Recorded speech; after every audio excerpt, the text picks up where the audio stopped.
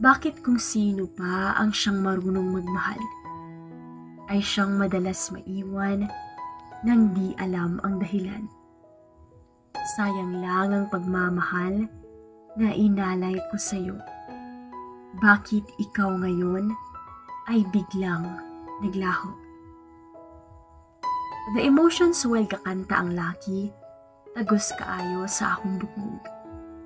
Akong gitanaw siyag ayo, and I can feel the pain. Pain na iyang gibati. Wala na ako na malayi, mitanaw na di ay siya na ako. Miss Smile ko, and Miss Burke ang laki. Og mauto ang sinugdanan sa atong love story. Not knowing, very wrong timing na niabot ko sa imong kinabuhi. Di kanta di ay tunimo nga kanta para sa babae nga gibiyaan ka. You were wounded at broken at that time. Glitter left you into pieces. I was staring blankly sa wedding picture namo ni Josh. Huot kaayo ang akong dughan. Nganuman gipakaslan pa ko niya. Kung panakip butas lang di ay ko. Tanga, gaga, tuos mga bulatik. Ug naay nanuktok. My angels are here. Pero now, si ex-husband ang naghatod nila. Same lang ang reaksyon og lingi og talikod. Si Gab o si Jenny na sa akua every weekends. But naay panahon nga dili kay 45 minutes ang biyahe. I know dili na ko kaya patayan or pantayan ang material things nga gina-provide ni Josh, but ang akong love para nila dili kayang bayran o kwarta. Pagkagabi niabot si ex. Ana dayon ko nga ugma pa man sila mo uli. And then he said, I know, mutanaw lang ko nila. So gipasagdaan na ako siya. 1 hour na lang wala pa siya ni Hawa. Instead na ay mga food delivery. Nikaon siya og sila Gab. Ako na askwarto, nagtambay kay nailang ko niya. Nami kaayo ituklod pa uli. Og mag 3 hours na, naara gihapon siya. So ni ana ko nga, patulgo na nako sila, balik na lang ugma sa hapon. Ana dayon siya nga, kapoy na biyahe sas, diri na lang patulog. So nakurat kaayo ko. Ana siya nga, diri lang ko sa sofa, na kay habol. Mauto nga, wala kaayo ko katulog. Naghuna-huna ko nga naunsa ni siya. Last year lang, murag bisan inino na ako, dili siya ganahan nga makita. Warming violence since ahead. I-visit ko nilang Gab kay nag-fever si Jenny. Gab, Mama, titagli yayay ko. She hit me. Nahulog sa hagdan ang cellphone ni Glitter kay nasaklihan ni Gab panaog. Iyang gikusi, gidukol ang ulo sa akong anak. May kinaa si Gigi, iya dayong gikuha si Gab. Saka diretso ang akong dugo, ug nangingit kaayo ko. Gi-high blood ko. Katagad gid ko makauli sila, ug niabot si Josh. Gitabo na ako siya, and then niingon ko nga ikaw lakiha ka. Wala kay pulos. Auto nga natinga kayo siya og ana siya nga naunsa ka ses. Ana ko nga naunsa ko? Kana imong kabit ang naunsa. Ako siyang gibalikas ug gilaparo na ako siya. First time na ako to nga gibuhat. Natangan siya og wa dayon katingog. Ana ko nga Josh ha. Gibili na ako ni sila diri kay safe sila niya. Ug karon pasakitan lang ana imong kabit. Giotruhan pa nako siya glaparo, and then niingon siya nga relax lang sis. Istoryahan nato ni. Grabe kainit ang akong ulo ato. Gi-ask niya si Gab sa nahitabo ug nitug-an pud ang bata. Ana dayon ko nga utruha gali na ninyo Josh. Gipalampas nako ang tanan-tanan. Gihimo or gibuhat nimo nako. Imong pagtamay-tamay, gitulon nako na tanan. Karon gasugod na pud mo sa akong anak. Lahi ra ba gid ko og kontrahon Josh. Magkuyog gid mo ana imong kabit. Mao to ang gitubag si Josh nga enough na sis. Wala ko kabaluana. Ganina pa na morning nahitabo.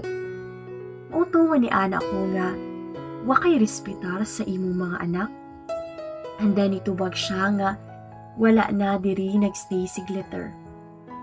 So I answered him, who cares ninyong duha?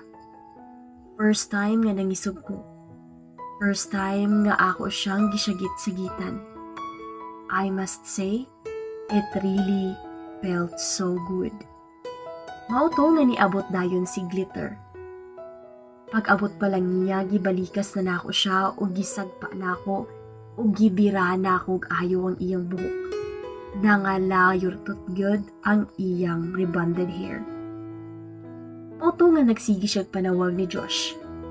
Anak ko nga, babe? Babe ka? Ako siyang gisumbag sa nahong. Hapla siya sa log. Itadyakan pa nako ang iyang likod o giguyuron unta nako. Naitom na gyud ang akong pananaw atong panahuna. Mautongan ni ingon na si Josh nga, sis, enough na. Ni-action na siya hawid o niingon ko nga enough na ha? Gisumbag pod na ako siya. Dughan siya na igo.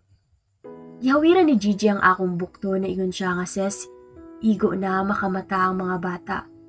Og ayha pa ko nakabalik sa akong kaugalingon. Nagilak-hilak na si Glitter samtang hikap sa iyang pula kaayong noong. Muwawid pa unta si Josh og ni ana ko nga ayaw ko hawiri. Hawid gani. Mauto nga giatubang na ako si Glitter. Ni ana ko nga utruhan na ang imong gibuhat sa akong anak. Putlan gid na akong liog. Timan ina. Mauto nga naanak ko ni Josh nga ikaw Josh, wala kay pulos. Wala kay puangod. Abogado manunta ka. Kasuhi ko, ako nang atubangon. Ambot nga wala man niya adtuang iyang kabit. Muramag astang kurata niya. Mauto nga pagawas na ako, namugnaw kaayo ko nga nagkurug-kurug ang kamot ug na-feel na akong hapdos og sakit. But honestly, gaan kaayo ang akong gibati. Day after the war, nag-text si Josh nako. Ningana siya nga, I'm sorry for what happened to Gab. I know it's Glitter's fault. Dili na ni mahitabo pag-usap. Gistorya na nako siya, og dili na siya mo anhi sa balay, og dili na siya mo paduol sa mga bata. I never texted him back. Gilabay ang bulan, nag-set kong meeting for me and Josh para sa custody nilang Gab o Jenny. But wala na dayon. Instead, nagkita mi sa kanan. Anak ko nga, kwaon na ako silang Gab. Ug wala siya natingog. If hesitant ka, don't worry. I can now provide their needs. And then ni Ana si Josh nga, wait, mag-end ang school ni Gab and by then, you can have them. Wala ko kabalog malipay ba ko or maglagot kay basig kabuang rani iyaha. So niingon kog okay. And then naa siya gitunol nako. Passbook? Dili na nako kailangan. But he said, I know you need that. And then giig na nako siya nga, unsa jud ang paglantaw nimo sa ako a Josh. Nawong og kwarta? Ingon ana gyud kaubos ang imong tan-aw nako. Ana dayon siya nga ses para nas mga bata. I want them to have the best. And then I said, prepare the papers kay anytime mo perma ko. And then ingon siya nga, I'll get it ready by next week. Sa tinuod lang, nag-uol ko kay wala ko ka-imagine na moabot sa tay magpermahay nag-annulment. Nagminyo ganita para naatay kauban taman matigulang. But life is full of surprises kumbaga. Sa akong unahuna, unsaon man ang legal kung di ikaw ang love. Di ikaw ang ulian. May pa og wala. Niana si Gigi na ako nga ses. So nitubag ra ko niya. Ana dayon siya nga nagkita mong sir. So niingon ko nga oo. Ana dayon siya nga lagi nag-away sila sir og Ma'am Glitter ganina. And then gitubag ra na ako siya nga maayo ug nagkatawaha ra siya. Ana siya nga si Ma'am Glitter ni anhi ganina. Nasuko kay gihatag ni sir ang passbook. Moto nga ni anak ko nga ayaw sa kuig na og mga ingana GB. Aburido ko karon. Dayon nitubag siya nga imbes daw ang papers papirmahan, ang passbook naman daw noon. Basin daw gituyo ni sir nga dugay-dugayon ang papers. Dayon ni anak ko sa iyaha nga magpirmahay na mi next week. Dayon ana siya nga laina oy, sure na gyud? And then I answered her, ikaw ba sige kag paminaw anang away nila diha? Gibantayan ba nimo ang mga bata? And then wala man ka siya ni duol sa mga bata. And then gitubag ko ni Gigi nga wala man. Syempre sis, love baya kaayo na ako ang imong mga anak. Sa usa ka text, naay giabot na ako. O guess what kung kinsay nag-text? Si Glitter. Ana siya nga, desperada na gid kaayo ka no? Kay dili man kamo perma. Ngano feel nimo balikan kang Josh? Dayon mauto nga ni ana ako sa iyaha nga,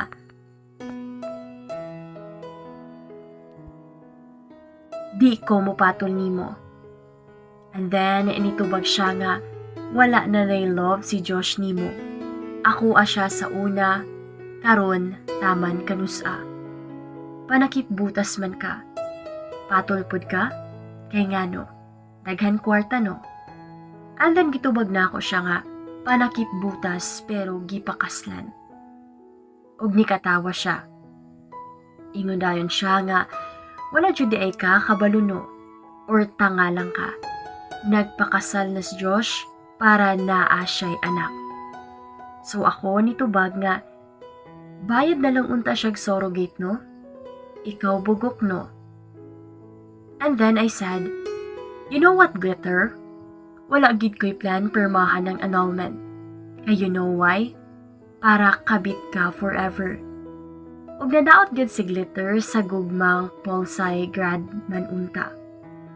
Honestly, if Josh will give the papers, why duha-duha mo permagit ko? 2 weeks after, wala may niabot nga mga papers. 3 weeks na lang, wala gihapon, ug nag-travel di ay si Josh maong wala na hikay ang papers. Opportunity came, mag-work ko sa Manila for a month project. Dakog salary so I grab it. Layo-layo pero para man pod nga makakuha nako or makuha na nako ang mga kids og si Glitter, dili naman sab kaduol nila Gab. Last bonding namo sa kids kay nangaligo mig dagat. And to my surprise, ni uban si Josh. Wala gid ko malipay but na ang kids behave lang og okay mi. Nagpalayo ra ko permi. Ana siya nga, Sas, mularga di ay ka? Ana ko nga oh. And then he said, kanusa ka mo uli? So nitubag rapod ko nga by me, na ana ko diri. Nga naman, ayaw gyud hunahuna nga apad tuon nimo si Glitter. So nangutan ako nga asa ang papers. Dayo niingon siya nga pag-uli na lang nimo. Dugayagon. And then he answered, wala naming glitter sis. Gi-stop na nako. So ni ana ko nga, sige lang, daghan pa man diha. And then giignan ko niya nga mag-ayo-ayo ko sa Manila. I thought together forever na sila. But knowing Josh, one day raguro kita na naglain. Or balikan ra na niya si Glitter, same as before. Dili ko kalimot sa iyang love na ako sa una. Karon taman matsugi silang duha. Sa Manila nako, work lang gid ko dito og laag panagsa. Every night ga video call gid miss mga bata, mingaw bat kaya ra. 1 hour nga tawag ang mga kids gikapoy nag-atubang sa akong noong. Mauto nga nagbabay na ko nila, and then niingon si Gigi nga, niha ay kaayog tingog. Wait sis, istorya sa ta, og kalit kusog ang iyang tingog. Sis, kumusta ang date? Pasod kaayo ko og nagtanaw na ko side nga naa si Josh nagtimplag kape. Nag-sign si Gigi nga sabay ra daw ko. So ni ana ko nga, okay ra jit. O gikilig pod si JJ. Ana siya nga, makauyab gid ka diha ba? So nito bagra pod kog, pohon. Ana dayon siya nga, bridesmaid ko ha? Og niingon ra pod ko nga, oo sure. Namuot na gid ko and then nisambat ra si Josh og niingon nga je, patulga na ang mga bata. Ana dayon si Jeje nga, ay naa na di ay ka sir. So nagbabay rapod ko. Tabuang sa tripping ni Jeje. Sa text, nag-ingon na pod si Glitter nga, dili ko mo succeed ana imong planses. Sure ko dili gid ka balikan ni Josh. And then gitubag ra nako nga, kinsay ingon nga gusto pa ko makigbalik niya. And then niana si Glitter nga, funny sis, I know love pa nimo si Josh. And then gitubag na ako siya nga, wala ko'y panahon nimo. Josh, palihog kong ingon ni Glitter nga dili na mag-text na ako kung nangaunsa mo diha. Wala ko'y labot ninyo. Mauna ang akong ingon ni Josh. Antay ni Ana ra din si Josh nga, wala naman mi nag-communication sis. And then I answered, basta igna siya nga disturbo siya. Nagtrabaho ko diri og sige siyag samok-samok. And then he replied, don't worry sis, ako ora ko, or ako ora siyang i-text. Tayo nangumusta siya sa ako pero wala na ko ga-reply. Work, tulog, trabaho, mauna na yung routine na ko dito. Birthday ni Jenny na wala ko ka-attend. But sa party, ga-video call ras Jeje per me. Bibo kaayo, ug naa ang mga friends ni Josh and Jen. Friends sab niya nga naapod with babies. Wala jud ko'y close nga friend ni Josh kay tuto kaayo ko sa iya ug nilang Gab sa una. Todo tadol kaayo ko nga ma-in love. Time to time, mag-storya-storya si Gab ug Jenny. I noticed wala si Glitter. Wala po'y bagong bayi nga gidala si Josh. Nag-ask kong Jeje asa si Glitter ug ingon pod siyang wala kay bulag na sila ni Josh. And then nanawag si Josh 12 midnight. Ana siya nga ses? Ana ko nga unsa. And then kalit lang siya moingon nga, ses, baliki ko. So nitubagra ko nga, hubog ka? Kimingaw na kaayo ko nimo. Josh, kadlaw na o kailangan ako matulog. But he insists nga magstorya daw me. And then I said, gastorya na bitaw ta. And then he said, muanha ko ses. Magstorya ta. And then akong gi-end call o gi-off ang akong cellphone. Gasinamok lang yun. Sa site, Na ay kaingon nako nga, "Ses, may naghahanap sa'yo sa labas." So nangutana ko og, "Sino?" And then, nag-ingon na yun to nga si Josh, asawa mo daw. So kurata kaayo nako. Ug pagtan-aw nako, siya gyud di ay. And then I asked him, "Gaunsa ka diri?" And then he said, "Gibisita ra tika." So niana ko sa iya nga, "Tarong ragod?"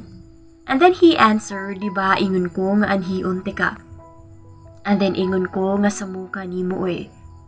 Gipapauli din ako siya, but he just said, "I'll wait."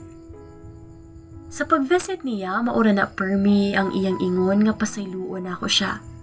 Mag-wait daw siya taman sa kanusa ug wala ko kabalo unsa ang akong i-react or ma-feel ato nga time. Nag-ingon ko niya nga, "Josh, okay na ko. Okay na kaayo ko, pero gapamugos pa siya." Nag-ingon ko niya nga naka-move on ako. But he answered me, "Magtagad ko ses." Nahuman ang project nga nakatigom-tigom na gid ko. Excited kaayo ko nga makuha sila Gab o Jenny para mauban na nako sa balay. But si X, sige nagsinamok.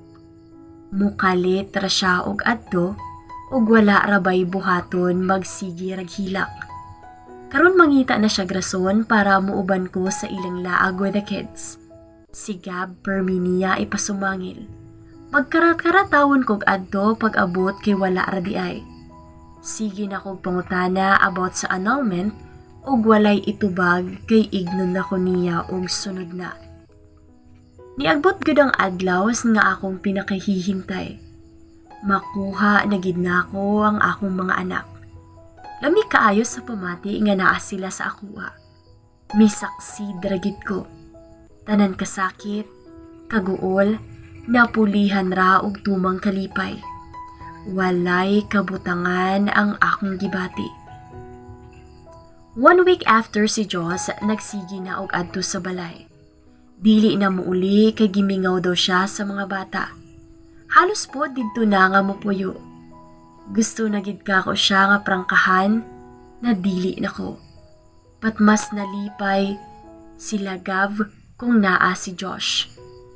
Taman kanus ako magantus. Taman kanus ako mo give way. May unta naa siya nga di mangialam. Patsigig pangutana nga naaba daw ko'y laing laki. Kinsa ang akong mga puyog ug makasapot na kaayo. Giprangkahan ako siya nga tama na og dili na ko mubalik niya. Nisamot na noon siya pakitang gilas. Wala na siya'y uli-uli sa iyang balay og sigpamugos nga mag-uli nami. Gamay rabaya ang akong apartment nga girintahan. Ang sala gihimo na niyag bed ug ganahan pod ang mga bata kay sige silang dula. May na lang naa si Gigi kapang limpyo kung wala di na nako makaya ug tulo na ka bata ang akong sakop. Niana ko kang Josh nga Josh, dili na lagi ko. Patsigi ra niya nga tubag kay hulaton na ako ses kung kanu sa akon nimo pasayloon. And then I answered, gipasaylo na tika. And then ang iyang tubag, let's go home and start again. Pero niingon ko nga, dili na mahitabo. Gihatod siya sa iyang best friend na hubog kaayo og halos nga dili na katindog. Sa iyang BFF gamaoy, sigig pangita nako. Sigig yama-yama nga love daw kuno ko niya kaayo ug dili niya kaya nga mawala ko. Sus, nganong karon pa man ni siya gaingon ani. Niana ang iyang BFF nga na-impluwensyahan ra gid daw siya ses atong lailahi na siyang chicks. Kana laging sa mga outing, siya ray way partner. Mga kuyog pot sigig sulsol nga humaling na siya. Sa tinuod ses, dugay ra kaayo sig letter sigig pangayo og number ni Josh. Wala lang gid na ako gihatag kay I know unsay mahitabo kung magbalik sila communicate. Pero wala eh. Sigletter ni adto gyud sa office. Sorry kaayo sis ug wala ko'y nabuhat ato nga time. Nahitabo na ang nahitabo. But thankful ko ato nga na-face sa akong life kay daghan kaayo kong natun-an. Unong kabulan ang milabay ni padayon ang pagpanuyo ni Josh. Usahay madutla na gyud ko. Kanang gamay na lang yun. 1 inch na lang mubikay na gyud ko. Pero ang kapalaran, dili gyud pabor namo ni Josh. Isa ka adlaw, nakabati na lang gyud ko sakit kaayo ang akong tibuok lawas. Hawoy ug ngut-ngut kaayo ang akong tiil ug kamot. Dili na ko katulog sa kasakit ug walay mo talab nga pain reliever. Dili pod advisable nga sige kog inom og hard na pain reliever. Dali ra kaayo kong naluya ug dili na ko ganahan mukaon. Gamay na touch sakit na kaayo para nako. Ang tubig sa gripo mura nag-ice kabugnaw. Si Josh nabalaka na kaayo. Giresign ako sa work kay dili na ko productive ug tanan lab results na ako normal. Naaman gani elevated na result pero slight ra kaayo. Bisan kinsa na lang doktor ang i-refer ko but wala pa nahibalaan ang akong sakit. Gahigda na lang ko permi sa bed. Dili na ko na ganahan mo bakod, nawad-an na ko kusog. Pero si Josh na-permi para i-encourage ko nga kaya na ko. Ayaw give up ses. Naara ko permi diri og dili ti kabiyaan ug mahibal-an ra lagi nato kung unsa gyud ang imong sakit. Side note, no relationship is all sunshine, but two can share umbrella and survive the storm together.